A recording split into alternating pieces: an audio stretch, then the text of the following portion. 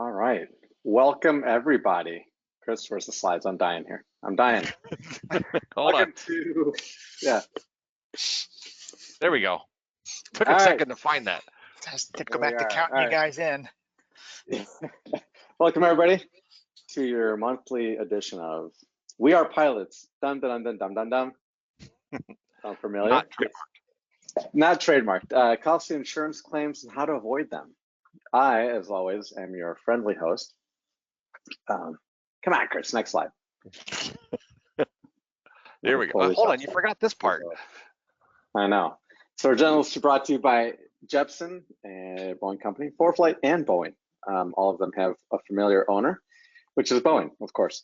You'll remember that we had, up until last webinar, we had the challenge, the ForeFlight challenge, and that is obviously over now. That was over in August, so that is why it's no longer on this list. So let's get through the housekeeping. Right side of you go to webinar, you'll see where you can ask questions. You can type the questions. We don't do verbal ones here, but if you type them in there, they'll be answered throughout the show. We'll bring them up. If your question pertains to something that's going on, maybe we just covered it, or maybe about to cover, we'll put it in the show there. If not, I will respond with, hey, we'll talk about it in Q&A. And I want everyone to know that we appreciate your questions, and sometimes we don't get to all of them. I don't think I've ever said that up front, but I do try. We cover a lot, and as always, we will go until the hour mark. So at noon Central, 1 Eastern, we will cover basically everything we can. Sometimes we've gone over, but usually we don't. At that point, we cut it off, do any of the Q&A we have that you were told, we would answer at that point. So hang on with us to that point. If your question has not been asked or answered, we'll get to it at that point. Okay, so now we'll get to who I am. Now is the time. That's right. That's right. Please proceed, Pablo. The talking head here is Pablo Morelli, Senior Director of Flight Training Technology out of the Central Time Zone. That's why I always talk about that first. And that is Chicago suburb, actually, your friendly DuPage Airport. So I do all the technology-based stuff for the You Can Fly AOPA Foundation for flight training specifically. And we have released an app that I've been leading for a long time now. And it's finally been released, and I always talk about it, and one day we'll talk about it in depth. But until then, it's a teaser. Okay, Chris? They could go visit AFTA, what is it, AFTA.org. // AFTA. Yes. Exactly. And it does have a security certificate, I assume. It's because we were talking about that the other day. Anyway, my name is Chris Moser, and I'm a CFI and Senior Director, and I work on the same team as Pablo, and we try to work to help CFIs and flight schools. And of course, I'll throw it back to you, Pablo, to introduce our mysterious person behind the scenes. The black screen, Stephen. Say hello, Stephen. Hello, everyone. I also work with these lovely gentlemen in flight training. And once we get to 1 million viewers, then maybe we'll show him. But in the meantime, maybe. We're only at 400, so come on, people. You got work to do. Okay, so a couple of reminders. So we have the very much asked, and I think everyone asked throughout the broadcast here, yes, you do get Wings credit, but you only get Wings credit if you're viewing this live. So if you're here, you're going to get credit. And if you've registered with your email address, whatever email address you use to register will be the one that you get credit for. You can also catch us later on through YouTube channel and or the AOPA.org webinars.aopa.org site, and you can catch us there. If you do go to the YouTube channel, it's the AOPA live channel, and you can see us there if you search for us within that channel. So those were all great things, and I do highly recommend you watch it again. Okay. And again, Chicago and again, like voting in Chicago. Yes. We want you to vote more than once. We'll just say that. All right, so let's move on. Let's start. So as most of the time, we start with a poll. Here's a good one. Chris, I know that you love insurance. Oh yeah, insurance is it's a thrill. Well, you have someone close to you that's in insurance. So that's just true. I do have someone close to me that is in insurance. Yeah. So all yeah, right, Go ahead. Go ahead. What do you think the most common insurance claim is? This is a good question because aviation insurance too. Aviation insurance. Aviation, excuse me, general aviation. What do you think? This is I put in a couple trick ones here, just so you know. I wouldn't say trick, but some of the ones that seem like they might be, and some might not be. Some are, some aren't. Figured out. I'm watching the results there, and looks like we've got there's two of them that are very, very popular. Looks like got the hanger rash hard landing people seem to like, and then we got prop strikes. Nobody's picked shoot deployments yet, and I would think certainly you, especially Pablo, being a Cirrus pilot, isn't that how you guys land? Well, it is when it's over a city kind of area, right? Because we don't want to hit a building, and so it's very important to do that. But in all honesty, the shoots are very expensive on Cirruses, so I'm surprised that no one's picked that. And it literally is no one has picked it, 0%. So. And then for whatever reason, people seem to be seeing through your ruse of 30 knots on the nose for 2 hours. But you know what? I liked it, and I thought more people would select that. So all right, when we get to 80%, there we are. There we go. Let's do it. Yep, let's do it. Show the results. Okay, boy, this is top three, Pablo, obviously. Which one is it, Pablo? Oh my we'll God. Find out. The number one most right after the break claim is. We'll find out after the break. Absolutely. All right. So, all right, cool. So, come on. It's like not clicking on me. There it goes. All right. So what's coming ahead? What we're going to do is we're going to talk to you about the 4 costliest types of aviation insurance claims. And then for each one, we'll talk about what are the things that you could do to help prevent them. And so that's the thing. This is based on, it was actually a series that the Air Safety Institute has done. They've got videos and an article that inspired it. So you can check out later in the handout. I put the links to all the different articles and things that I used in researching this today. Oh, one thing that there's not a link to, I just did want to mention though, is I did use a good bit of Rob Machado's Learn to Fly an Airplane book. A little different than the Private Pilot Handbook, but an excellent book nonetheless. In fact, this copy was actually signed to me from Rob Machado himself. That's unbelievable, really. It's one big circle, isn't it? It is, yeah. All right, so how are we going to do it? We're going to start. All right. That's fine. All right, so what is the driving force behind GA insurance rates? Like, what is causing all the issues? And of course, we've all heard about the 737 MAX, and that is the whole thing with Boeing. That was a thing that happened as well. But really, the surprising thing is we've all heard about insurance rates and all the other stuff that people are worried about them or concerned about them going up. It's not fatal accidents. There was an analysis that was done by our Air Safety Institute, and it turns out it wasn't fatal accidents.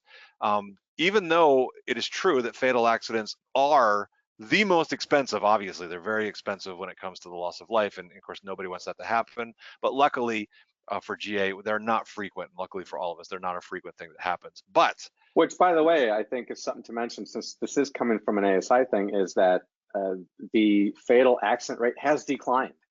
Yes. We are either becoming, we won't go into the reasons why, maybe we do a webinar on it, but obviously one of the reasons is we're probably a little safer, right? We're taking more things into account, aircraft are safer, that kind of stuff, training's better, that kind of thing. So especially if you use app. Equipment, exactly, especially if you use AFTA. That's right. AOPA.org/ Training Advantage. Just saying, look it up. So those are obviously, I don't want to gloss those over, right? So those are important reasons why those things, they're terrible when they happen, but they are happening less frequently. Right. And so the really interesting thing, which is why it kind of piqued my interest when I read this article and then saw the series that ASI was doing, is that the things that are the most costly, because we're all, whether you're a renter or an owner, it's like you should have insurance to cover you. And so those rates, we all want those rates to be as low as possible, right? And so that was the interesting thing here, is that this analysis showed that these other things that really we're going to show that are quite preventable, with good training and with good practice, and just good good practice overall. These are the things that are driving it up. So we're going to take a look. And the other interesting thing is that, and I'll point that out, I think, in another slide as well, that the things that are the primary drivers, the top 4, are not things that we would see in NTSB reports. It's not the things we hear about. That's because these things come through insurance, and they're not enough for the NTSB to worry about. They're small things. in the grand. Which, by the way, if we can bring that up real quick with the NTSB, Chris and I were fortunate enough to go to the FAA facility.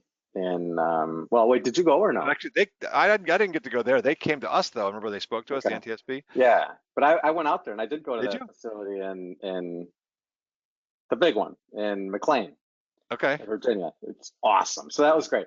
But yeah, so we had an NTSB come talk to us, and I know Chris, you and I were there. I don't remember if Stephen was there, but they talked about how they handle these accidents. I think that's something that's important to note. Is Chris wasn't kidding when he said it's not the NTSB, because this NTSB investigator did tell us that it is their prerogative to go and they choose which accidents to attend and investigate. Right. And generally, it's like frame damage where it's unflyable, as in fatal, and or something that, let's say, prop strike. They're not going to go to a prop strike. Right. They're not going to go on a. And of course, if you know from your private pilot training to an NTSB 830, there's that whole list of requirements of what's going to actually be required reporting to the NTSB, and a lot of the things we're going to talk about are not it, like potentially like a prop strike. It's not something that they're concerned about. It's a minor thing. So this is fantastic. We had Mike Sweeney ask, so what is it? What is it? Well, we're getting there. See, we're building anticipation. Yes. This is what happens with experience in webinaring. We build anticipation. That's what we're doing. And we're going to start with number 4 and work our way up. So it's going to be right. It's coming. You have to wait till the end to find out number 1. You'll find that out right after the break. All right. So let's take a look at number 4. Let's at least reduce some of the tension and give you some information. So number 4 is prop strikes. And the interesting thing here is this has, even though it's number 4, it's not number 1. It is the highest number of incidents in this group that we're going to talk about today. Average claim, look at that, $37,000 is the average claim per incident if you have a prop strike. Why? Because it generates, like, you have to completely tear the engine down and rebuild it, and it's just bad stuff. So what are the kind of things that we actually reached out to somebody that we know that we'd worked with before at Assured Partners and asked him, it's like, do you have any, and I've also heard stories, which I'm going to tell you too from other pilots, what are the things that people are hitting with the propellers? And so you can see right here, number 1 thing that we heard from insurance, number 1 thing is tow bars. Because I thought it was going to be something like, like the thing I have on the bottom there, porpoising a landing. No, it is tow bars. Whether people leave them on and they crank the engine and then the propeller hits it. There have been people, Pablo, you saw somebody dragging a tow bar, right? That they weren't dragging it. It was in front. It was. It was. Yeah. So pushing it. What do you? I was at my airport in DuPage, and we were in the front office, and this guy, he flies all the time. I won't say who, but he's taxiing right in front of our building, and we were like, whoa, guns! And so I called the tower, and we told him, hey, tell this guy. And then all of a sudden you see him stop, and it was one of those, like, someone called already, dude. Cat's out of the bag. So, but yeah, so thank God they did shut the engine off as well. Good. Safety first, yes. I have heard stories about them being launched. I had a pilot that used to work with us at AOPA, and he told me about how his thing was that every time we would pull the airplane out or do whatever, he would take the tow bar off and stick it in front of the front of the nose wheel. It could almost act like a little bit like a mini chalk or something. But I used to always ask him, like, why are you doing that? It's not moving. And he said because he's seen people do the thing where they crank it and it grabbed the tow bar and launched it up in the air, like 100 feet in the air, some crazy amount in the air. And then of course now it's a hazard when it comes back down. And then I heard another story from a colleague of ours that had seen somebody that came in, they were at like a fly-in type of thing or whatever, an event, and somebody flew in and landed and the tow bar was on the plane. So they had flown the entire way with the tow bar hanging off of the nose wheel. So number 1 thing, tow bars.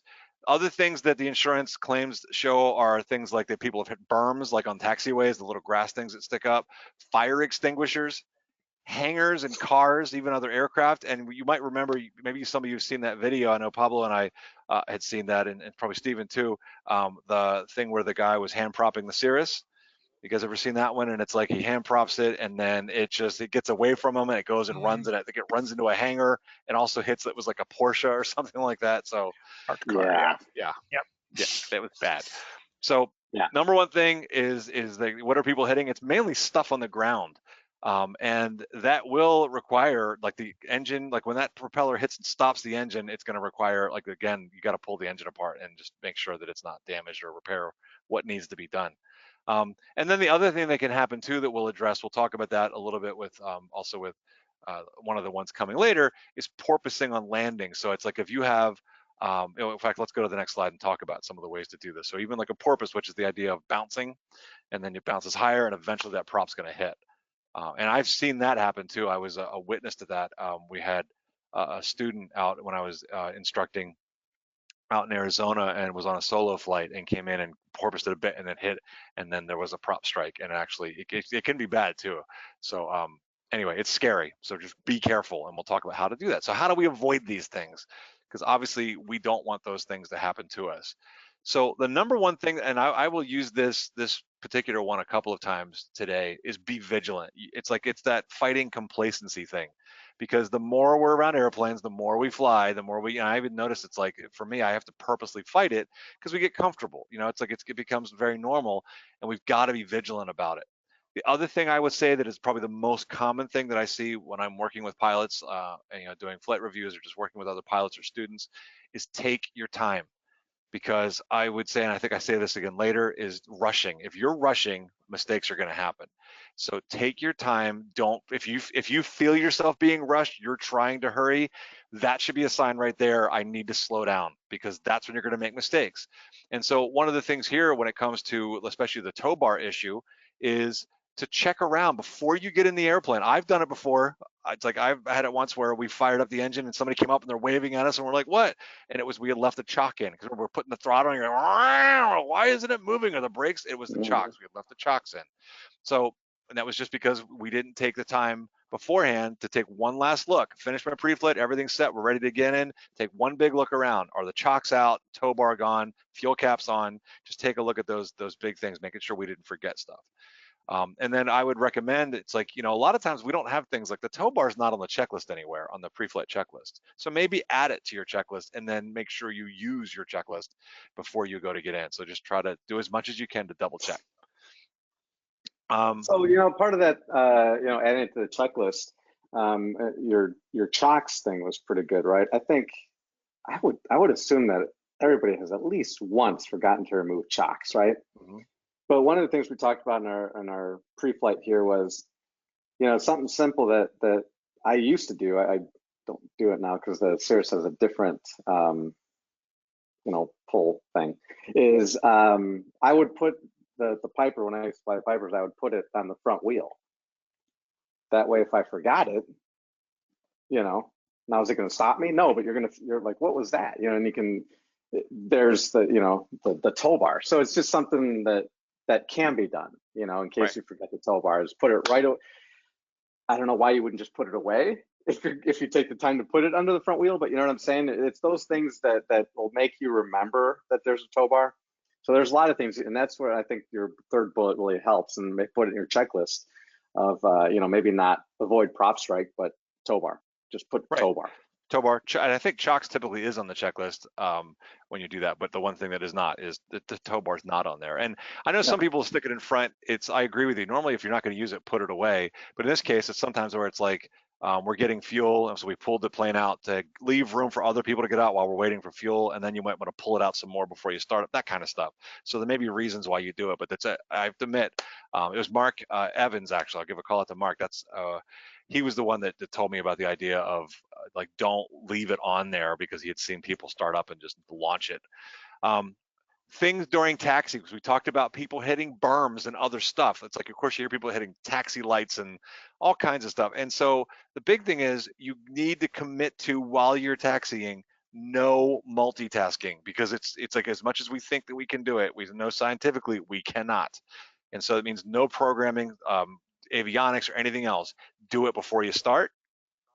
Do it, pause somewhere, stop and take care of it, or wait till you get to the run-up area and do it. Do not do any kind of thing other than paying attention to where you're going and operating the airplane while you're taxiing, because that'll help stop those other ones. And so some of this is pretty common sense, but it's just that it's that part of committing, because as we get more experience, we get more comfortable, we tend to want to kind of shortcut things, or if we're in a hurry, we'll tend to be in a hurry and we want to start programming and putting in, and we're trying to save fuel. Do that stuff before you turn the airplane engine on.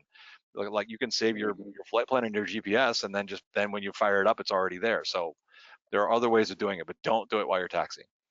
And then on landing, the thing is be aware of the ground clearance of your airplane. Like a Mooney has got a way lower prop clearance than a Cessna does. So be aware of how much ground clearance you have. And one of the big things is landing in the correct attitude. This is going to come up again later, but of course we all know in a tricycle gear, the nose wheel should touch down last. If we're landing flat all the time, or if we ever hit that nose wheel, of course you can get a porpoise from that. Being in the correct attitude, that will keep that from happening. Don't force the airplane onto the ground. Never, ever, ever do that.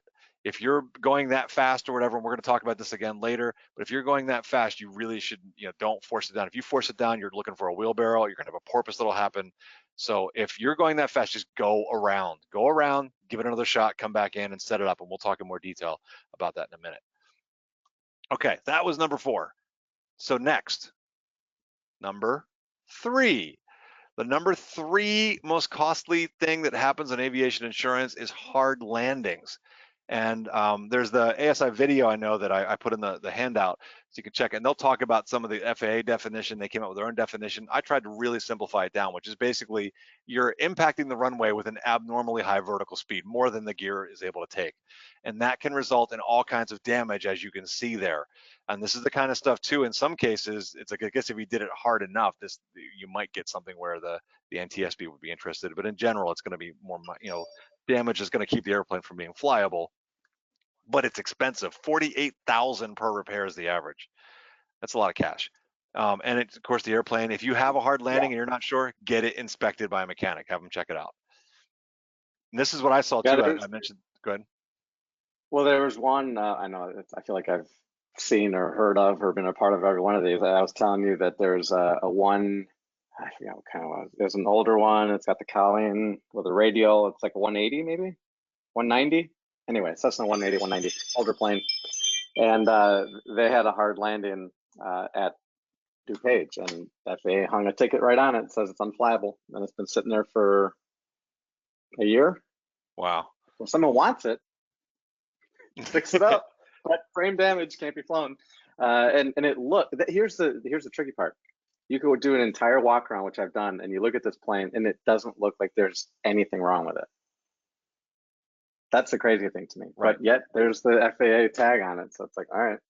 That's where we do those inspections too. Like during pre-flight, we're looking for that wrinkled skin, popped rivets, all that sort of stuff, just to be those little things. But if you know you had a hard landing, get it checked out. Just get the mechanic to take a look at it just to see, because you don't want to find that out while you're flying, because then you can have potentially structural failure, and you don't want that to happen. Bad. Can't pull over. No, you can't. But if you were flying a Cirrus though, it might be better, right? No, still don't fly it. Of course, with that, I don't even know what would happen with the fiberglass or the composites, like how that would work. So yeah. All right. So how do we avoid hard landings? This one I wanted to go into a little bit more and just some basics, and it's that stabilized approach concept. And I've got the picture here, and I've got 2 that come after this to talk about it. So the best thing that you can do is be on speed and on target with your altitudes. Make the landing consistent every time. If you do your setup properly and come over the fence, over the threshold, on your speed and on the right glide path, you will avoid a whole lot of this, because a lot of the things that happen here have to do with people that are just coming in inconsistently, where it's like they're coming in slower than they might normally, and then they flare too much, or they hold it off too long, and then it comes down hard, or they're going too fast, right? And so it's like they have too much energy, and then they pull up, and then it balloons, and then potentially you get to almost a stall situation and have it slam down on the ground. And I've seen lots of this, because obviously I teach people to fly, and so students, when they're learning, they're going to do these things. And so it's a big thing I drill in, is stay on speed, be disciplined about that flying. Learn and review, because I review this stuff with myself and go up with other people. And when I do my flight reviews and other training, learn and review your flare height and where to look. And I'll show a picture of that in a little bit here. But a great thing that I really like, I find a great technique, is called a low approach, where you fly along the runway with a CFI, and I do it as low as I'm comfortable. It's a foot off the ground or whatever, and you fly down, you add a little extra power as you come in, and just practice holding that altitude. If you can do that, landings are easy, because that's how we land. The secret to landing is coming in, fly it low, pull the power, and then just don't let it land. Because if you do that 6 inches off the ground, think about it, you're going to keep pulling back as energy dissipates, and the mains are going to touch. Eventually it slows down enough, the mains are going to touch first, and then you ease down the nose wheel. So make it consistent. If you can be on speed and on target with everything, you're your landings become easier because the airplane will always behave the way that you're used to. If you let it vary, now the airplane behaves differently every time you come in. One of the things I wanted to mention is if you have ballooning, which is where you come in and you pull back a little bit, maybe a little too much, and then you go, you were at a couple of feet off the ground and now you're 10 feet off the ground. The thing I'd say is that for most pilots, if you balloon, some people will talk about, you can just sort of hold the angle of it, hold your pitch attitude or whatever, or just hold back pressure and just add power and bring it in. I find that it can be like adding band-aids a lot of times. If you really balloon bad enough where it's like, whoa, get out of there, go around and bring it in and set it up again. If it's just a minor balloon, then all you have to do is typically just hold it and just let the airplane never push forward, because if you push forward, now all of a sudden you've reduced angle of attack. It's going to come down. You can porpoise, you can land hard. So don't do that. But like, I hold it and then just let it settle down. But if it goes up too high, just get out of there. And then be aware of things like landing illusions at nighttime or unfamiliar runways or that sort of stuff, because runways that are bigger in size or smaller in size, they just look different to you. So practice that. So let me show these other two pics really quick. During the round out, this is, and in fact, this is an article, I put this in the handout as well. I think it's called, I forget the name, but it's in there. It talks about landing. It's something about getting it right. And it talks about the round out. There are ways, these are actually, believe it or not, Ian Twombly wrote this article, but he used a lot of stuff from Rod Machado in it, probably out of his Learn to Fly an Airplane book. Or How to Fly an Airplane. But in this, it's like, look for how do you know when to flare? And this is the thing I love using the low approaches to practice, is that as the runway, you can see on the left-hand picture, it's smaller. And then as you get down closer, all of a sudden, it's just within a few seconds of you getting down into that part where you should be flaring, the runway expands out. It gets big all of a sudden. That's when you know, start my round out and flare there. So it's a great technique to use that. And so the article does talk about that. And then the stabilized approach again, where do you look? And of course, as you get down over the runway, these low approaches are a great way to practice that. As you pick the nose up, you're gonna have a hard time seeing it. And so there's a great technique here too, a suggestion is to look out the side of the airplane and the little triangle right here that's made between the dash and the post, usually that forward post. And you can look there, and that's another way to help you judge your height over the runway if you can't see over the cowling while you're in that pitch attitude with the nose up. So just little things, but make it consistent. And remember that the airplane, as you come in, and I'll talk about this in another one coming up, but as you come in, as you slow down, you need to keep adding control inputs, because as the airplane slows down, the controls become less effective. Think about slow flight. As you get slower, they get mushy. And so as it slows down, they're gonna get mushier and mushier. So you're gonna have to keep adjusting. Don't just hold whatever you've got, but keep adjusting for whatever it needs to keep it over the runway. Okay, number two, we're getting close, Pablo. Oh, I mean, I'm waiting, and I know the answer. Yeah. In fact, we had that, because what would you say? I think it was tied between prop strikes, I think we said on the initial poll, and then the other one was no, it's hanger rash and hard landings were 1 and 2. hanger rash and hard landing. Okay, so loss of control on the ground is our number 2. So this includes things like, we've all heard of ground loops, and we all think, oh, well, that's those tail wheel pilots, right? They're the ones that cause all that trouble. But no, it's not. Tricycle gear are also unstable.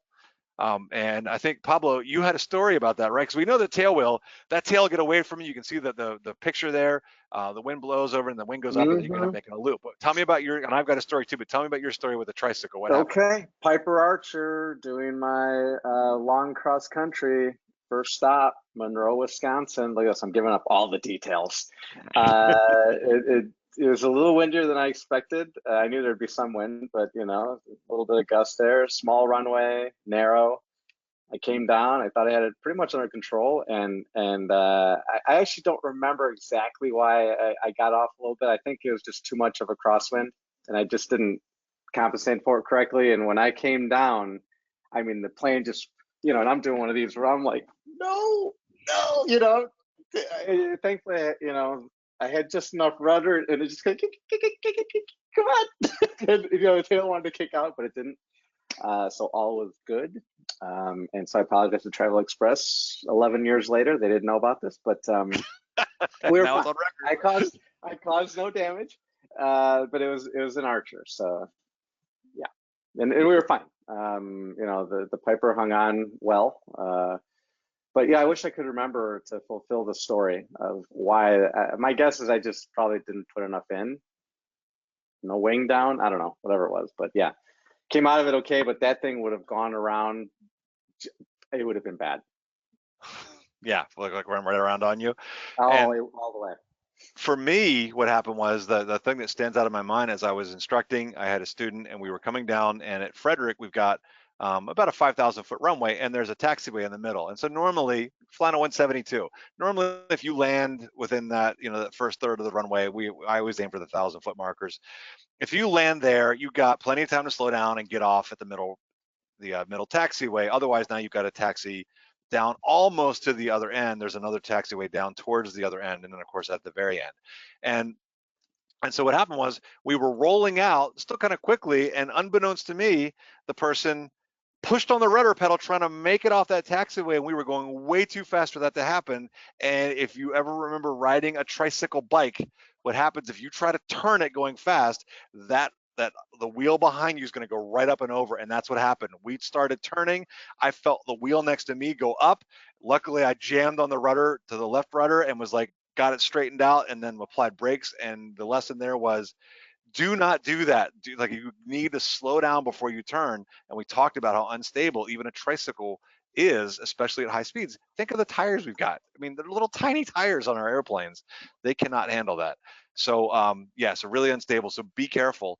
So the key here is that this average claim, this is number 2, $78,000 per claim, whether it's tail draggers or tricycles, because they both can have it happen. And it says that per year, this costs the insurance industry $16 to $21 million. So we could prevent that. If we can prevent ground loops, then we can prevent that. So here's what's the major cause of these. Why is it happening? In both cases, I believe, Pablo, I'm going to guess it for you. You were landing, which is normally when it happens. So it's on approach. Usually it's excessive speed. So you're probably coming in too fast. I know for me, it was the rollout was too fast. And we tried. I'll give you that. Yeah, so that's probably the cause. And then the other thing that could happen, and maybe this was your case too, it's failure to control drift. So maybe there was a crosswind and you started touching down and you didn't quite have the proper crosswind correction, or if a person doesn't have that, then it'll hit sideways and that can cause it to jerk too. And normally in a tricycle, they can handle that a bit more, but we don't want to do that. We don't want to land in a side drift. We want to land with the airplane moving aligned with the runway, longitudinally aligned.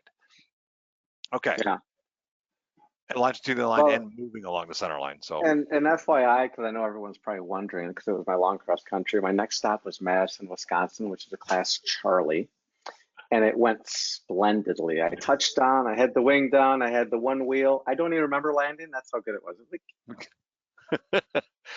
Did it even feel like maybe you were just on pillows? You just got out of the plane, or was just? Let's just say it. I'm not a dumb man. It didn't. Not that I'll never do it again, but the learning experience was in fact a learning experience. Sometimes a little fear does that. Absolutely. Anyway, go ahead. I can remember that being a student pilot too, and always being worried coming in, like, am I going to be able to do this? Yeah. All right. So what can we do to maintain control on the ground? The number one thing that I would say here is, well, there's just two parts. Is number one thing is be on speed during approach and landing. Remember I talked about the stabilized approach concept. And in fact, what I wanted to do was, I'm going to go back to one of the pictures, because I did forget the one point I wanted to make here, is that part of the stabilized approach concept, if you see in this picture, is about having your target speeds and altitudes. And so I'm going to give an example of a 172. I fly 172s a lot because I do instruction in them, and it's what we have access to. And so this is showing a power off 180, but it works the same for a power on approach. A beam where you want to land, that's when I reduce power and I'll add in the first notch of flaps in a Cessna. And I've got my target speed. So in the pattern, I'm at 90 knots, I go to 85 knots here. Then I know from this point until I start to turn base, I want to lose about 300 feet. By the time I turn base and I'm on base leg, I want to slow down now to 75 knots, and typically I'll put in the second notch of flaps, so 20 degrees in a normal 172. So I'm slowing it down, and I got my target speeds and altitudes. From base to final, I'm going to lose another 300 feet, assuming a 1,000-foot pattern. So I've got these targets. So right away, if I'm turning base and I've only lost 200 feet, I already know that I'm high. So I can reduce power and start taking measures now to correct for that. I'm going to lose that other 300 feet as I'm getting ready to turn final. And then when I turn final, my speed now is, I notice I'm ramping it down. 85, 75, and then I go 65 on final on a normal day, assuming no gusting conditions and things. And usually I'll put in that last notch of flaps once I know I've got the runway made. 65 knots. I want to be at that speed. I don't want to be 90 knots coming around here or at 50 knots on speed. So that's the key thing. And I have these targets that I follow. So you should do the same thing with your airplane. Every airplane's different. We have an RV-12, and that's got a slightly different thing. We tend to put all the flaps in, and we just look for the speed as we come around. It depends on your airplane, but if you know that and you figure out that profile and you can fly it consistently, number one, it helps you because you'll know, oh, I'm turning base and I haven't, either I'm too low or I'm too high. I already know. I don't have to look at the runway. I know that I'm too high or too low before that even happens, before I have to look and go, oh, shoot, I'm high or I'm low. I know this well before that. So these targets will help with that. And then the key part of this, that will help you if you keep it on speed and on spot as you're coming into land. It will make these landings easier for you, and it'll make it consistent. It'll be the same every time, or very close to being the same every time. Slow down if you're on the taxiway. Slow down. Don't force the turn. I told you that was scary. That wheel coming up, I was like, holy, that stuck out in my mind. Yeah. So I was like, we could have just knocked that wing right on the runway, even in a high wing. And then the thing I would recommend to you here is practice with a CFI. There's tons of exercises to go out and do these things with a CFI. And it's like, don't necessarily wait just the 2 years to do your flight review. Do it more often, especially if you're not flying all the time. And even if you are flying all the time, it's not a bad idea to go up and do a little extra training. Get yourself sharp, challenge yourself in the things you don't always do. And the other thing about you were saying about the getting off on the taxiway, you got to remember sometimes you don't have that option. So you as PIC should know or feel as if you can do certain things. I was flying to Midway once in an Archer. Yeah, Midway Airport, home of Southwest Airlines. Middle of the day. Oh, they loved it. They had me like back off once, and I had to come around again, and they told me to keep my speed up, and I'm like, that's as fast as it goes. And so the big thing with them is they have very short runways at Midway. So if you don't know, look it up, MDW. And they told me when I hit the ground, make your first, I forgot what taxiway, but I'm talking, they gave me no space, right? And so I felt like I could do it, so I did, right? So I made sure I was literally at the end of that runway and I got off, and that was fine because obviously there's 737s on my butt, right? So the thing I was trying to bring up there is this PIC. Had I felt like I couldn't land there, or I wasn't going to get off, 300 feet and make the immediate left, then I probably should have said, forget it. I abort and I'm just gone, right? I'll go to another airport. I just go back home. So those are the important things, right? I didn't have to land.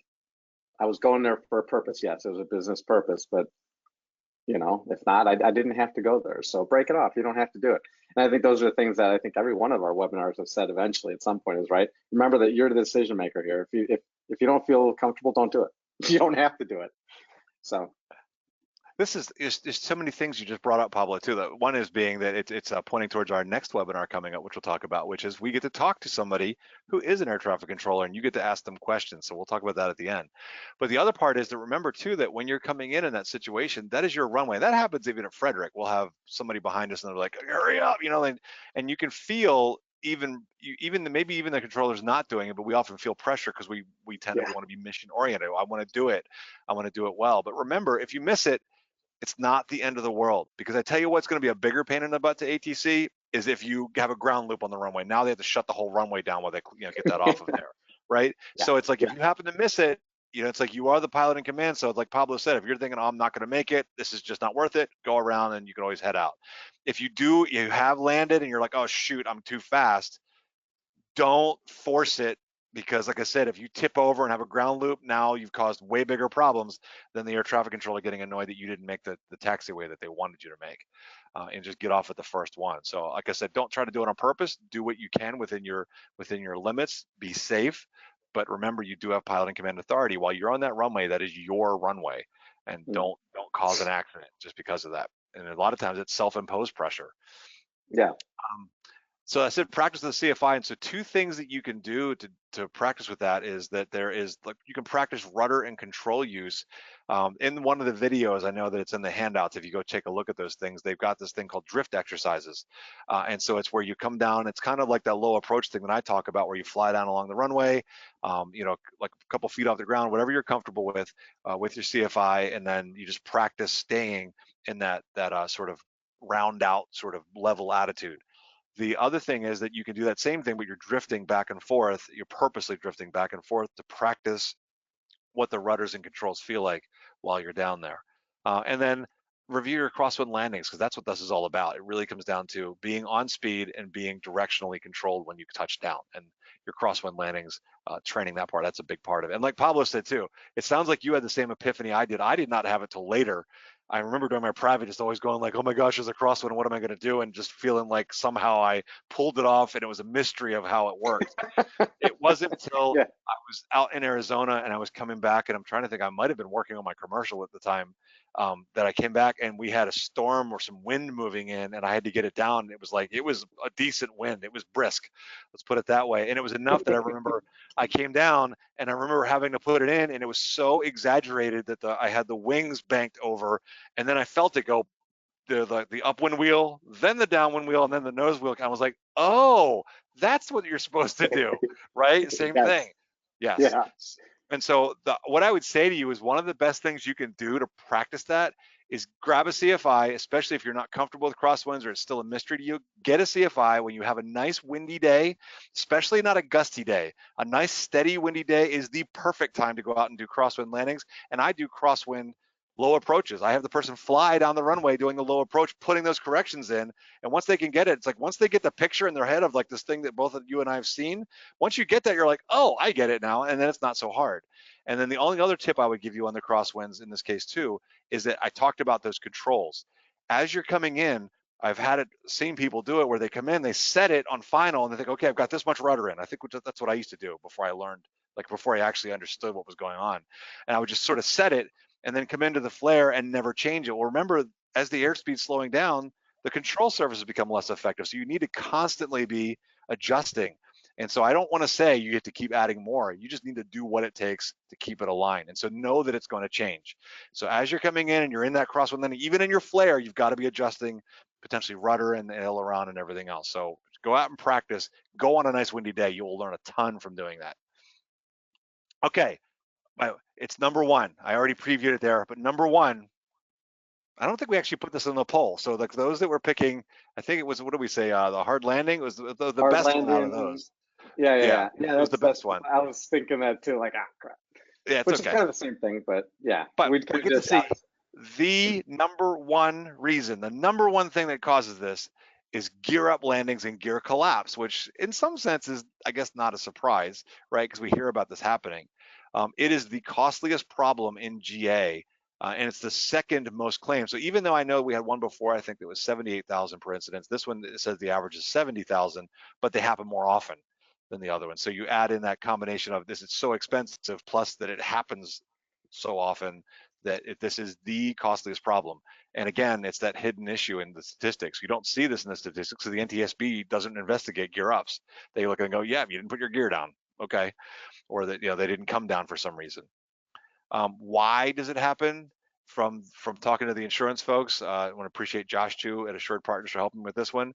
He said typically it's from distraction or some other complicating issue, and he said they often see claims that's from people doing multiple go-arounds, right? They've gone around several times, and they guess one of the times they went around, they were on downwind and they forgot to put the gear down, or it's people practicing touch and goes, and so again, the gear up, gear down, gear up, gear down that whole time, and so in that case, you just get complacent and you forget to put it down.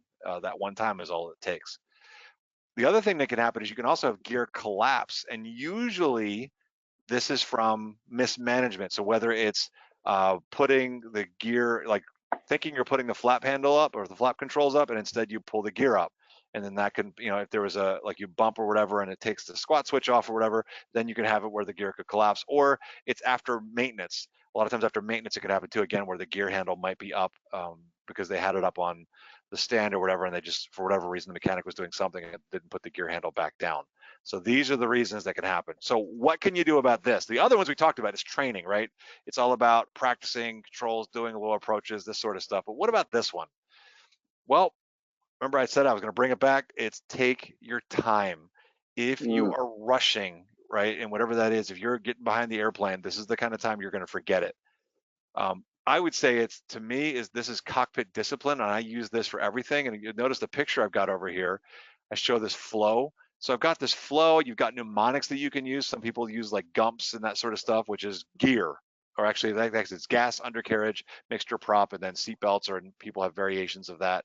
But use a mnemonic. For me, I always remember it was gear down. And with the Seminole, we used to instruct in the Seminole, and so that would be gear down. You could look for 3 green, 1 in the mirror. We just had these little sayings that we would do. And I know that Richard McSpadden from the Air Safety Institute said in the Air Force, they did something that we were taught the same thing, which is you check it at least 3 different times.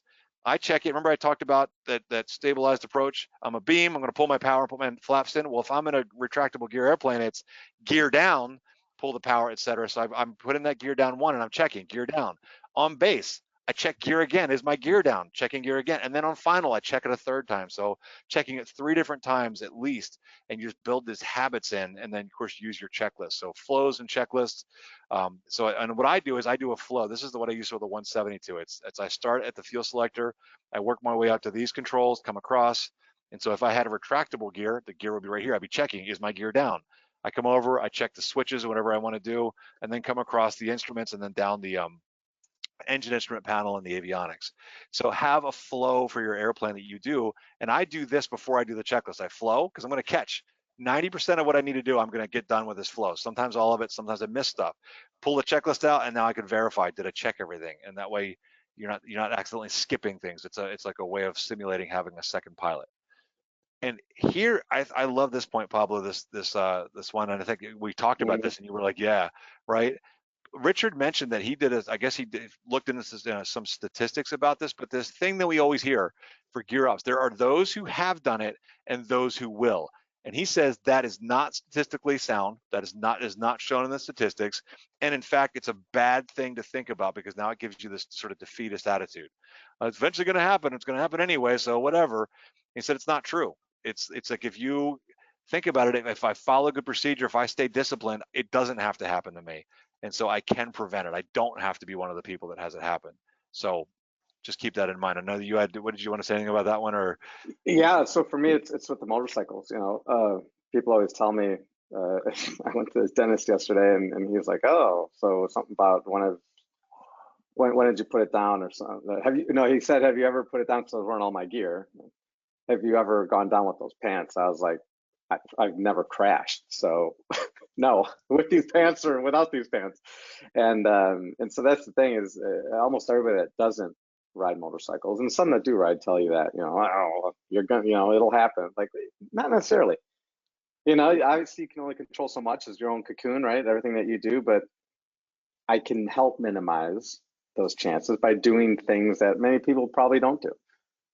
And it's very much similar to aviation. If you're not in a hurry, you're not blowing stoplights, not stopping at stop signs, you're not doing those things, right? Because it's a leisurely ride. So part of that. And then there's obviously many other things, and we won't talk about motorcycling stuff, not to bore people, but it's those kind of things. It's just like aviation. If you do those things, you can minimize a lot of the hazards that are involved inherently with a motorcycle. And so it sounds like, I remember you mentioned too, head on a swivel, right? Head on a swivel. And, absolutely. Right. It's the same with airplanes. You want to be risky, you're going to have stuff happen. If you want to be cautious and take your time, you can mitigate a lot of that. Absolutely. Every intersection, regardless if I have a green light or not, if there's a car that's sitting there waiting to turn, I know he's going to turn in front of me. And that's just always the way I ride. So I'll be far left of the lane, hand on the brake. You know what I'm saying? It's you always take those things into consideration. So if anyone wants to talk motorcycles later, you know where I'm at. Maybe there'll be a new webinar, Pablo's Hog Talk or whatever. Yeah. It's a BMW. It's not a hog. How dare you? Right. Yeah, anyway. Right. You've already moved down the guest list, Chris.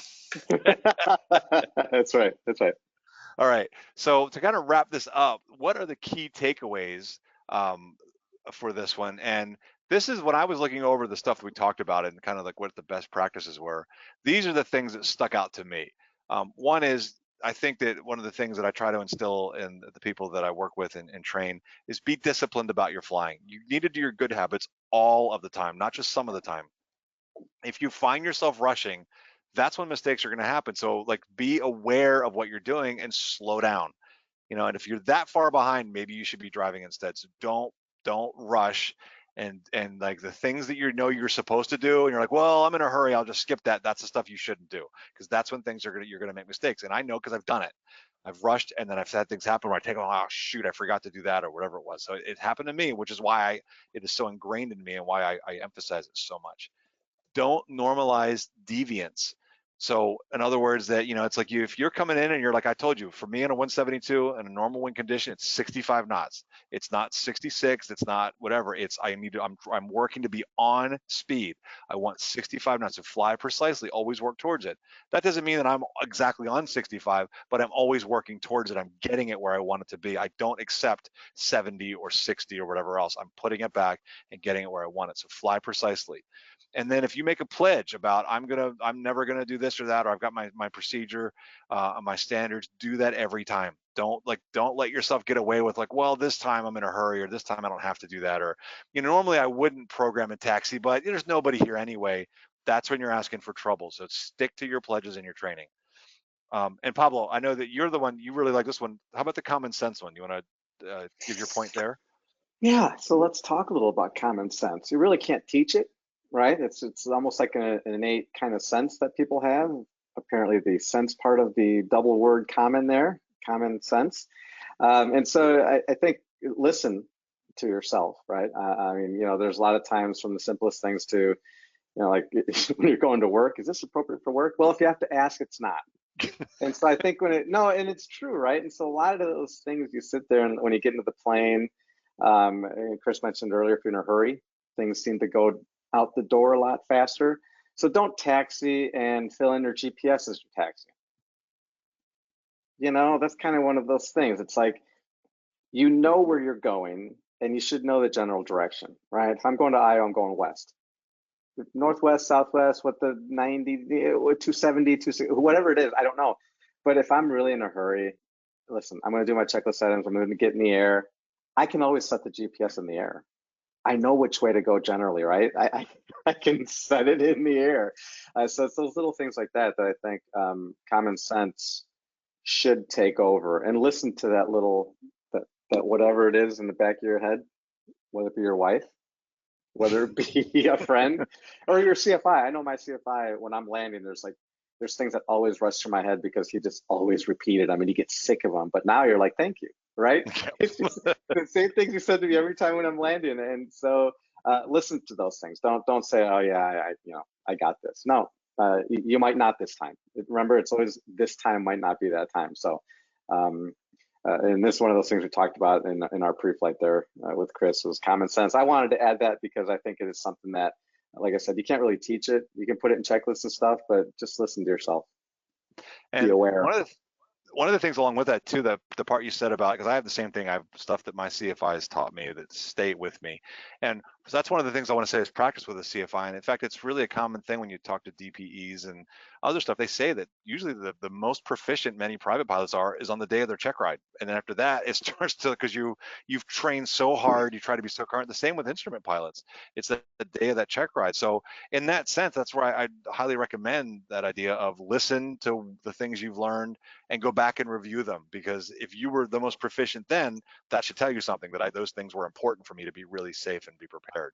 And of course, experience plays a role too, but we forget things. I do too. I just had to do an IPC because it's like, and there's stuff, and I'm an instrument instructor, and I got not current, so I started doing it again, and there's stuff I had to go back and review and learn, and then I learned new stuff. So we never stop. Yeah. And one quick story real quick too is, I know a lot of these stories make it seem like, oh my gosh, I'm so perfect. I'm not at all that. I've made a lot of mistakes, right? But there are certain experiences, that's why we share them. So one, I was going for a solo, so I was still a student, and I was at DuPage, and I was lining up to take off on 20 right. And it's a super long taxi from where I was at. And so, and it's like, alpha to Bravo to blah, blah, blah, the stop at 3-3 cross, all this stuff, right? And it is this combination of, I'll call them errors or missteps on my part until I got there. And when I got to the end of that runway, they kind of yelled at me because they told me to line up and wait, and I didn't, right? But I didn't hear it. So at this point, it's like the fourth or fifth thing. So I was like, okay, I actually called in to ATC or to the tower, and I said, hey, I'm having radio. I made something up. I was a student. I didn't want to tell them. I was just too scared. So I told them I'm having some communication errors. I'm just going to head back. And so then they're like, okay. So they gave me, the directions to go back, and I just quit. I wasn't going to fly that day. I'm telling you. That's that chain thing, like, right? It could potentially be you were just like, this is too many things. Like I'm not there today, right? Absolutely. And I think in this case, the fear took over, which was great because I was like, what else did I miss? Let alone line up and wait. I was like, who knows what'll happen when I get in the air? So I was like, I'm done. Call this one a day. Yeah. That's a good point, and that's that part of listen to your common sense. I think that I like that. That's good decision making, I think. All right, so let's go ahead. Stephen, do you want to? And by the way, we do want to talk about our next episode coming up here in just a second, and we'll do the Q&A in just a moment. But Stephen, do you want to describe to us the wonderful experience that our folks going to have with our AOPA app and the pilot passport? Oh yeah. I guess it really depends on what you're looking to get out of it. But the passport app in our AOPA app, as a feature in there, does give you access to searching for local airports, finding things close to you, and then has a kind of a little mini game of rewards and badges you can get for visiting different locations. Our programming folks have very kindly added a badge for attending our webinar in there as well. It's worth 1,000 points.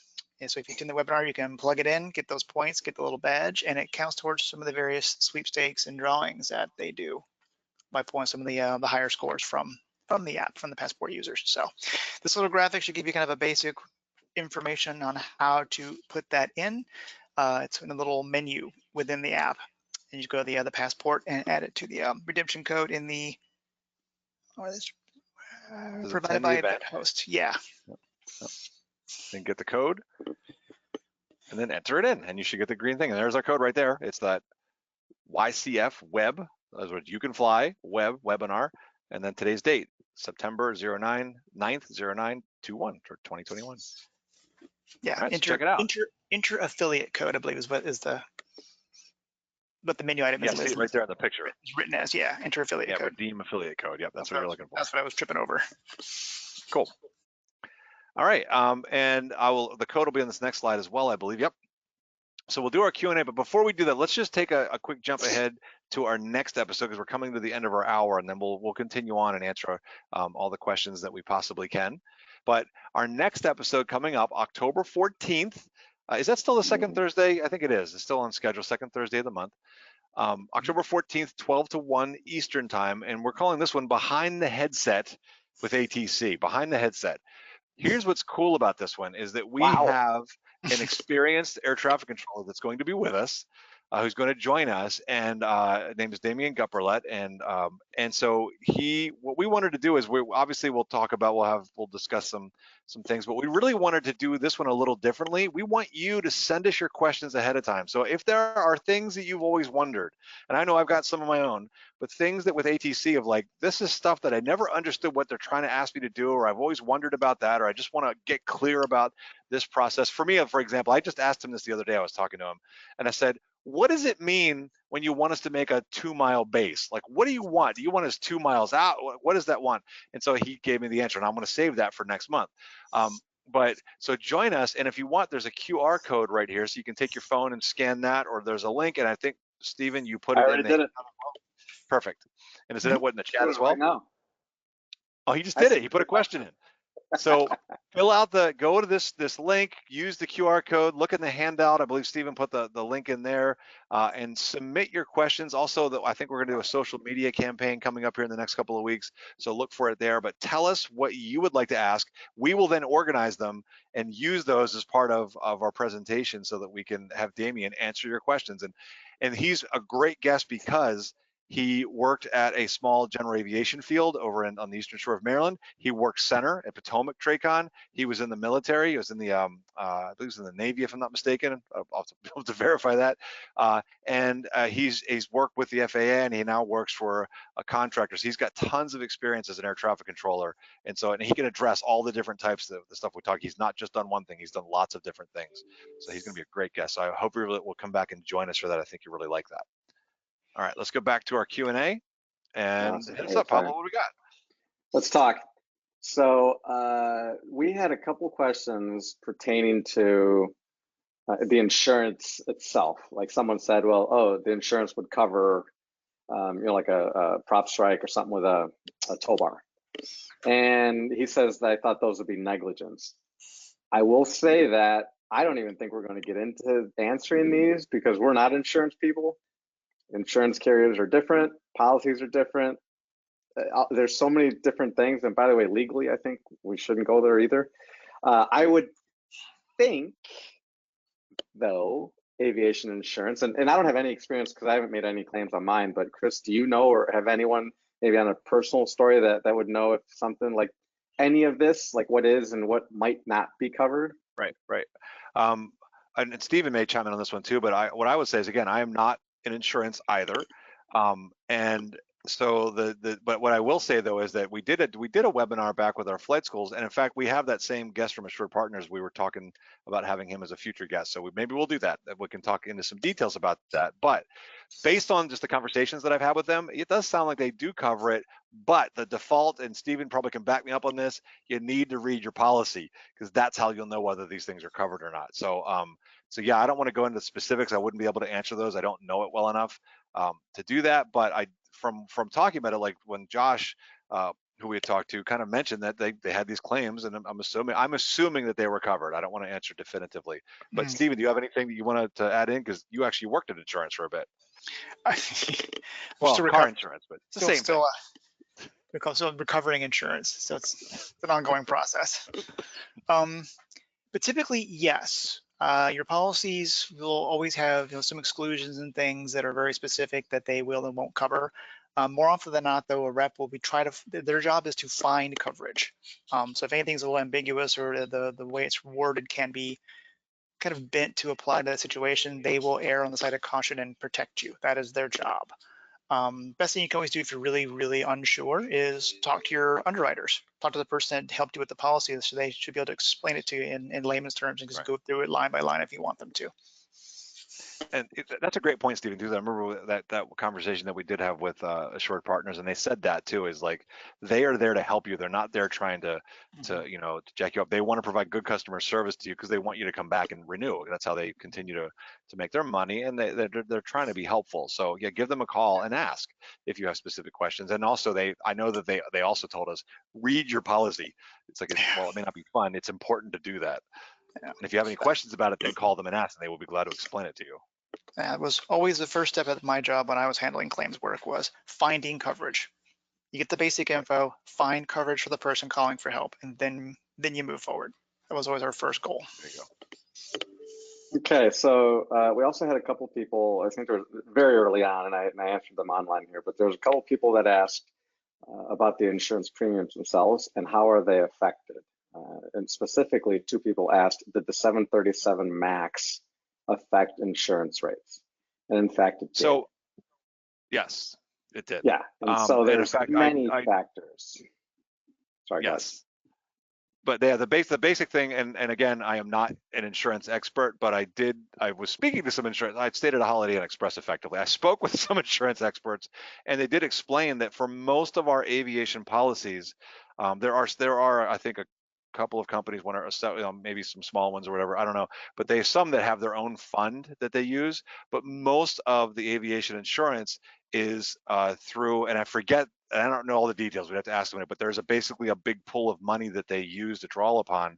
And so when money is taken out from large events, things like that, then they have to refill that pool so they can continue to operate their businesses the way that they're supposed to. And so, yeah, those kind of things do have effects on it. So when we have large claims, whether it's from one event or a rash of smaller things, like when our hurricane comes through and that sort of stuff, that can affect premiums. And it does, because they've got to recoup that money so they can then pay claims out when the next ones come. So it's just all about having that pool of money that they need to be able to provide the coverage and be able to pay the claims when they happen. So what I'm going to do is I'm going to include a link in the chat area to everybody that AOPA. So Mark Baker actually did a Q&A with the CEO of Assured Partners, and he went over everything. What you're talking about is the quota share placement, and how there's 15 insurers. There used to be 20. He talks about how the 737 MAX did affect it. He talked about how catastrophic things affect it, and how we were at record numbers. And there's something like $1.6 billion worth of claims. Wow. That really affected the GA market, including cyclical items, which they said that we're ending the end of that cyclical era of this latest hike, I guess.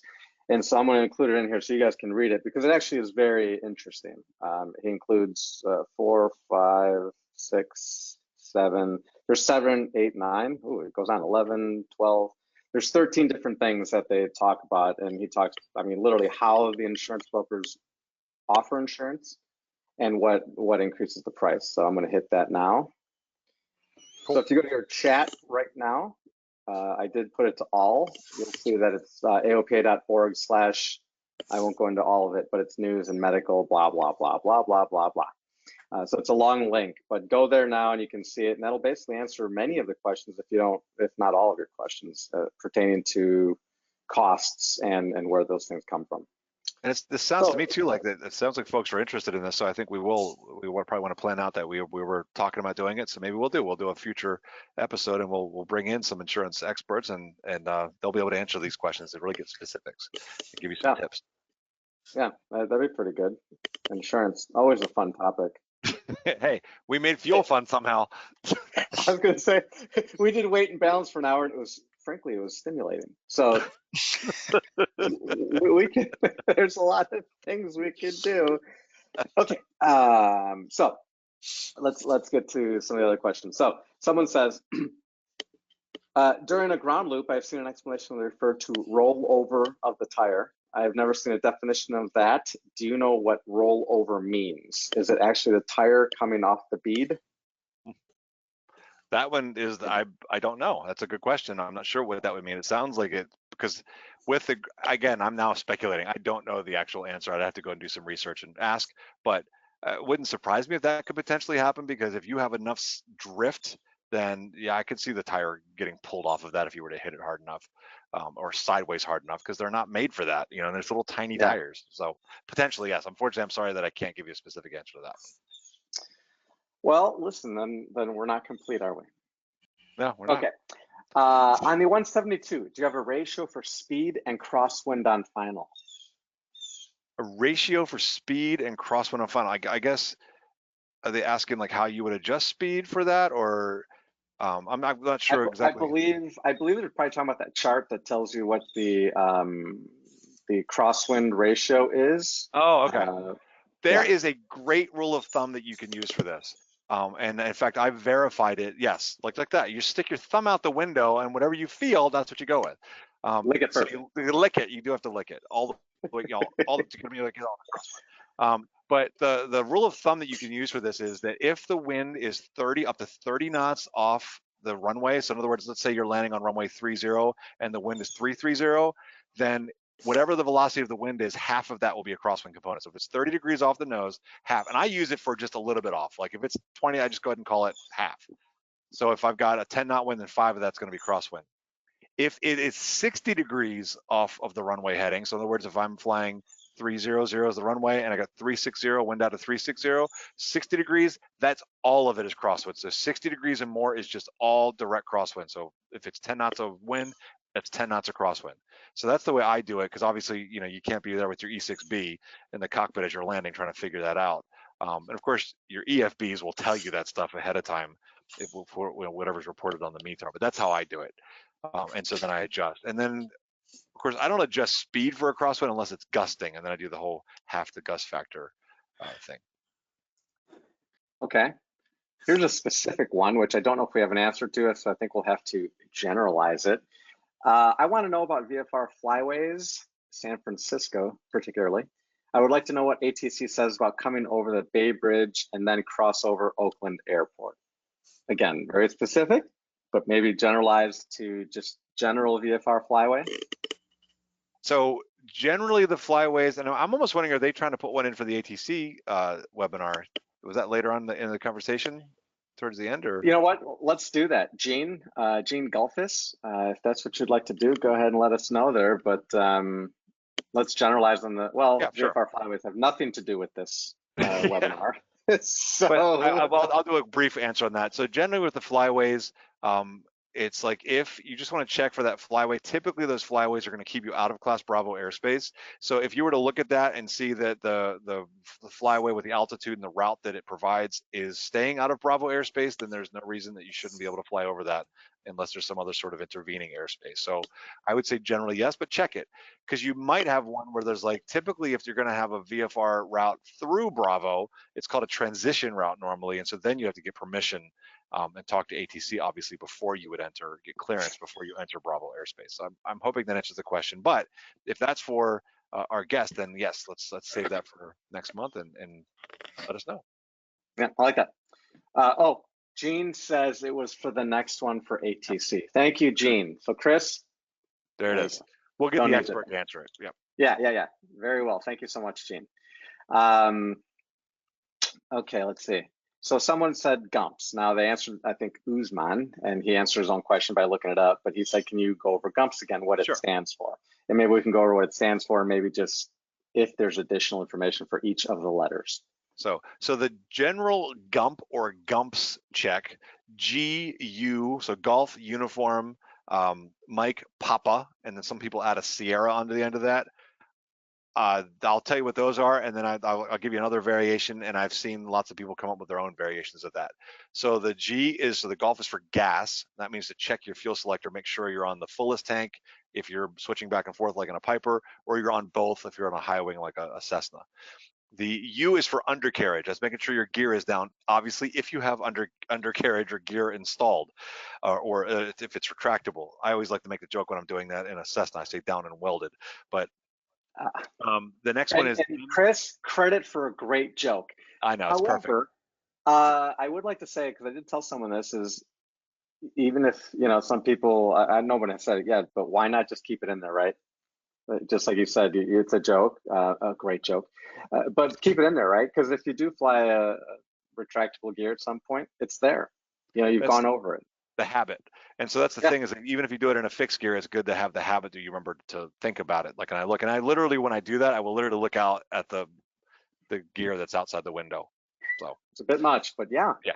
Actually, I don't always do that in a 172, but it's like when I think about it. But yeah, if I'm going to be flying a retract, it's good to keep the habit. All right, M is for mixture, and that's obviously typically in most airplanes you're going to be putting that mixture full forwards, because in case you've had it leaned during a cross country or cruise or whatever, you want to make sure it's full forward for landing or for go around, or set appropriately depending on your airplane. The P is for propeller. So that's if you've got a constant speed propeller. And so typically I do these GUMP checks when I'm flying a retract. I don't always do it in a 172 because I don't need to. But the P is for propeller. So if you've got a constant speed propeller, it's going to be the blue knob, and usually it's push it all the way forward. So it's, again, ready for a go around. And then the S could be for various things, but it's like in some cases, seat belt is usually what people will do, check my seat belt that it's on. The one thing that I will say to you is that those are great mnemonics, and I always recommend it, but sometimes people do those instead of a checklist. Now, I guess there are some airplanes that may not have a checklist or whatever. They don't have the, they're so old that they don't have that stuff built in, but I still recommend do that. To me, that's like a flow, and then back it up with a checklist anyway. And one other variation I'll say is I've heard of BC GUMPS. We used to use it in the Seminoles, which was the B was for boost pumps, and then the C was for cow flaps. So you can obviously make your own variety for your particular airplane. Okay, real quick, we had Paul Rowley say, remember that the AOPA pilot protection plan, and it's not a commercial, it actually fits in perfectly with this webinar. What a wonderful plug. But at the same time, it's a plug, and I can't don't get mad at me at this, because this is actually a very good thing. The AOPA pilot protection plan will allow you to have a free consult with an AOPA panel attorney whenever you have an incident or a claim. Now, tell me that isn't awesome, right? Yeah. It's worth the money because it's not that much for the yearly charge, and it's to me, it's unbelievable. And I do know somebody who has called in more than once. but it is good. Chris, do you have any experience using that, or anybody that's used it? Yeah, well, I used to work in a pilot information center, and so I would have lots of people that would call that it had an incident happen, and they were taking advantage of that. And I don't know if it's changed at all because it's been a while since I've been in there, but it used to be 2 hours with an attorney that you would get, and then of course after that you'd have to start paying their rate, depending on what it was, unless you were covered under whatever the issue was. And then the other thing I will say about the pilot protection services though too is that, like you said, even though I've never used the legal side of it, I have used the medical side of it because it covers both medical and legal. So that was worth it to me. When I was messing around with getting medical stuff, it's like they will help you and they'll review your files and all that kind of stuff. So yeah, it's a great program. I pay for it myself.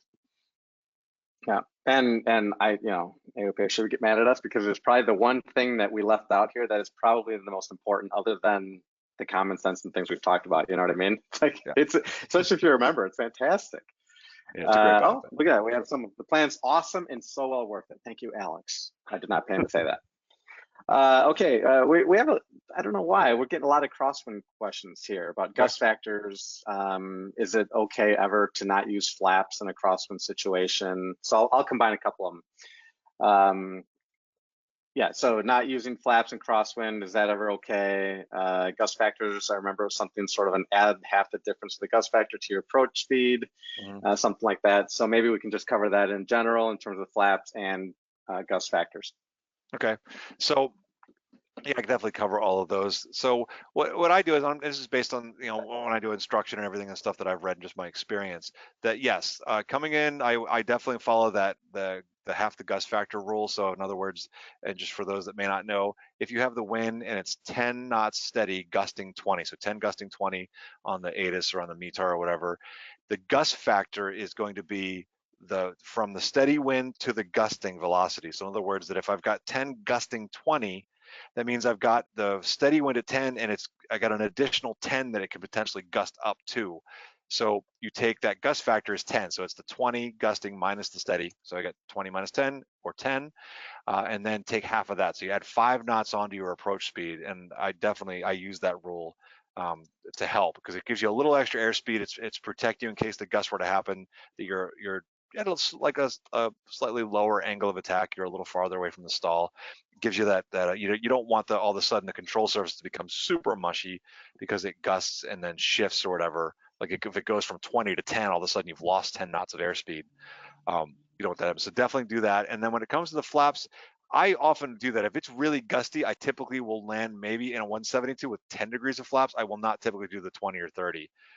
And just to help with potentially directional control and all that. And I don't know all the science behind that, unfortunately. I'd have to dig into that, but it's partly that's kind of the things that I was taught to do. But I definitely feel like it seems to help. It gives me a little extra control, a little extra airspeed. Be aware though that you will tend to, of course, you've got the headwind, but you will tend to float a bit without those extra flaps in. So just be ready for that. Okay. Did you talk about flaps? Yes, I mentioned I will tend to not use full flaps in a crosswind. So I'll tend to back off. If the gustier it is, the less flaps I use.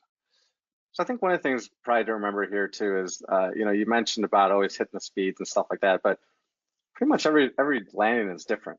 You know what I mean? If you go into thinking I'm always going to do this, I'm always going to do whatever, you have to be ready to adjust at a moment's notice. Like you said, there could be gusts. There's times when I know when I fly into Schaumburg, they have this tree line, and when you go past, you're like, you got to be ready to adjust as necessary. And so I think what we can't do is fall into that complacency, or not complacency, but into kind of that routine. I think is probably the one of the themes here, which is it's not the same, right? You have to be able to adjust. I completely agree. You need to be ready because you're right. Every landing is a little bit different. My point though is that, and you notice I kept saying it when I was talking about the stabilized approach, is that in normal conditions, right? Because it's like if it's gusting and things like that, then I used a different procedure for that. Although I still use the same targeting method. I'm still going to be at my speeds and still bring my altitude down Absolutely. so that I'm on Hmm. final where I want to be. But I'm having to pay attention to wind. Because now if I've got a crosswind, that's going to adjust when I turn base. There's a lot of different things that'll come into play and factors here. But what I would say, yes, you need to be ready. And in fact, what I would say is that you definitely want to practice on your own. If you feel uncomfortable when you get into these gusty conditions, that's where you want to go get a CFI and go up and practice so that you can build those skills, because that comes with experience and practicing to get that crosswind landing down.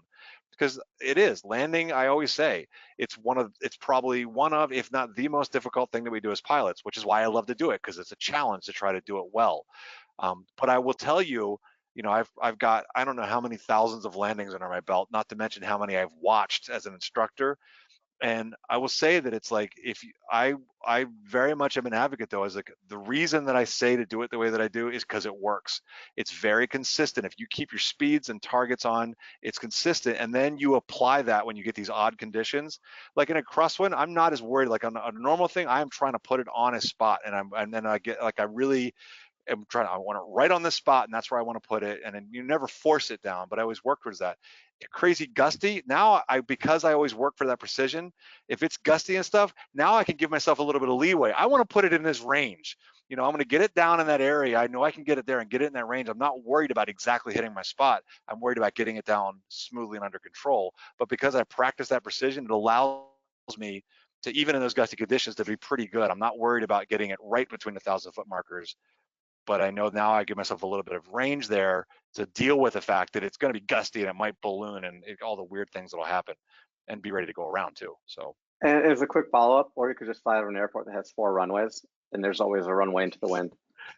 or like the old days when they used to have the circular fields and just land into the wind. That's exactly right. Or you go land on a carrier. They just turn into the wind. That's right. Okay, so we have a question based on numbers for insurance. I don't have those. Chris, maybe you know where, or maybe we weren't about doing this, but someone wants to know if there's stats. Oh, actually, wait, the null report I think does this. Yes. Incidents, right? So correlation on accidents with proficiency, maybe on last 90 days, what the pilot's experiences, are the instrument rated, number of hours when they got all Right. this stuff. I believe the null report does all of that. Yeah, the null report does an amazing analysis. Now you have to understand, like, I know that I'm trying to think if they changed the year part of that, but when they come out, because it takes time for that data to all get sorted, just know you're going to be looking at data from a couple of years ago, but that is the most complete set, the most current complete set. But yes, the null report is great for that. And then check out the links I provided too, because I know that the ASI did. ASI is the one that really like focused. Those links I provided. If anyone doesn't know what that stands for, it's the AOPA's Air Safety Institute. Yes. Null report. And null is in November, Alpha, Lima, Lima.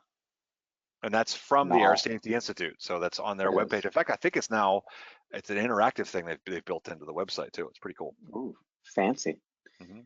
A couple questions about insurance and why they don't provide. I don't think we're going to get into why they're not providing certain things. Yeah, that's it for the ones I had written down, and there's a couple other ones, consistent pattern. Some of them are tips. So I think, oh, here we go. At non-towered, can you plan your pattern, but at towered often has to extend? How do you ensure steady approach from a long straight in? Good question. I love long straight ins though, come on. Hey, right? I mean, in terms of getting set up for one, that to me, that's, boy, if I have 10 miles to set up for a landing, that's a perfect landing. So, and believe it or not, I'm going to give the same answer I gave before, which is it's practice. So that happens all the time. I train. We're based out of Frederick, and so I train people out of Frederick, and that happens to us a lot. It gets busy. They have to extend out a downwind. We have to do a 360, et cetera. And so that comes with practice, and so you'll work on that. And so what I do is I mentally try to fold out. Like if I'm on the downwind and they ask me to extend it, I'm mentally folding it out, thinking, okay, how far am I on now? You just have to start already planning and adjusting for when I go to turn final, and luckily you've got more distance to get down. to make adjustments, and just knowing, looking for the VASI or the PAPI or whatever. For the long straight in, if you get that, like you just get assigned that, again, it's just like, I just know that I want to be at pattern altitude, usually within about 2 miles, and then I'm looking for the PAPI or the VASI, and then, and then use that to help me. Honestly though, once I get within range where I can see the runway, now I'm just focused on my spot. I look at my spot, I watch my speed, and I just bring it down. And I just know what speed I want to be, and that approach. But again, that's all practice. And that's why if that's something that you're a little nervous about, you don't feel quite as proficient, grab a CFI and have them help you do that, help you go out and do those scenarios on purpose. You can even ask Tower, can I do that if they're not busy? Or go to a non-towered field, and again, if it's not busy, you could potentially try that. But ATCs, actually, I have to say, most of the time they're very helpful. If they're not busy, they've let me do all kinds of things that we wanted to do for training. So just ask, and then you can set that up and go practice it. Okay, Or so someone said, there you go. Can you speak to the types of insurance and the mandatory ones for student pilots who rent from schools? So I think this one, I know for my club, we didn't require insurance up until October of last year, where they said that all renters must have insurance. So I think that this is probably one that's purely club specific or flight school specific. Yeah, there's no mandatory from the FAA or anything. It might be that your club or your school or whatever may require that, and they'll tell you what they want. This is where we want to have that webinar, because the guys, like, talk to the insurance people too, like Assured Partners or another insurance agency as well.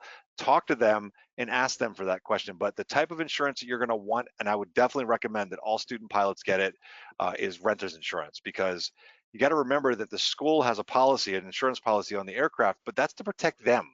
It's not to protect you. And so you want to have a policy that's going to protect you, especially if you were to damage the aircraft.